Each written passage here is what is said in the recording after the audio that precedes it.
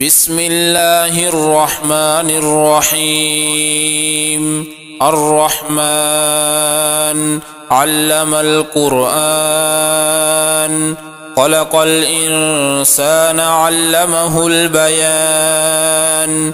الشمس والقمر بحسبان، والنجم والشجر يسجدان. والسماء رفعها ووضع الميزان، ألا تطغوا في الميزان، وأقيموا الوزن بالقسط ولا تخسروا الميزان. والأرض وضعها للأنام، فيها فاكهة والنخل ذات الأكمام، والحب ذو العصف والريحان. فبأي آلاء ربكما تكذبان؟ خلق الإنسان من صلصال كالفخار، وخلق الجان من مارج من نار. فبأي آلاء ربكما تكذبان؟ رب المشرقين ورب المغربين، فبأي آلاء ربكما تكذبان؟ مرج البحرين يلتقيان، بينهما برزخ لا يبغيان. فبأي آلاء ربكما تكذبان؟ يخرج منهما اللؤلؤ والمرجان.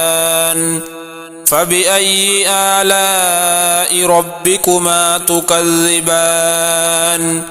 وله الجوار المنشآت في البحر كالأعلام. فبأي آلاء ربكما تكذبان؟ كل من عليها فان، ويبقى وجه ربك ذو الجلال والإكرام.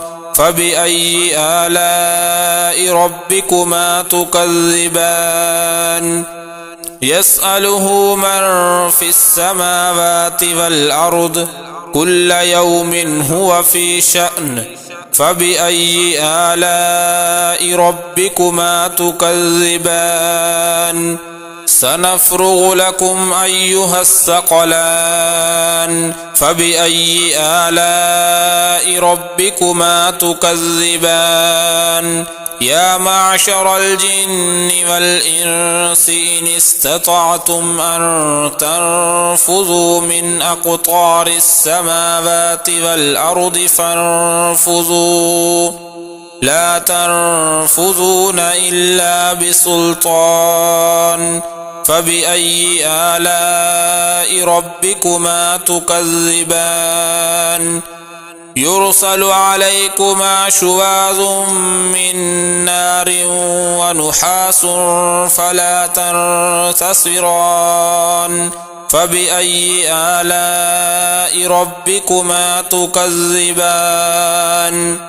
فإذا انشقت السماء فكانت وردة كالدهان. فبأي آلاء ربكما تكذبان؟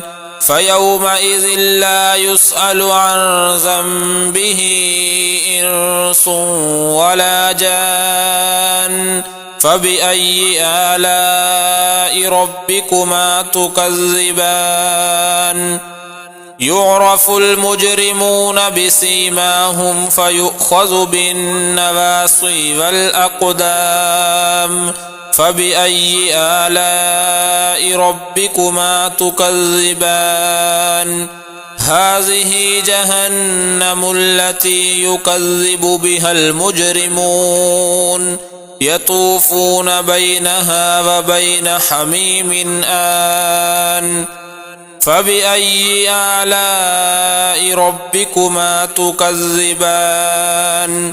ولمن خاف مقام ربه جنتان، فبأي آلاء ربكما تكذبان ذواتا أفنان فبأي آلاء ربكما تكذبان فيهما عينان تجريان فبأي آلاء ربكما تكذبان فيهما من كل فاكهة زوجان فبأي آلاء ربكما تكذبان متكئين على فرش بطائنها من استبرق وجنى الجنتين دان فبأي آلاء ربكما تكذبان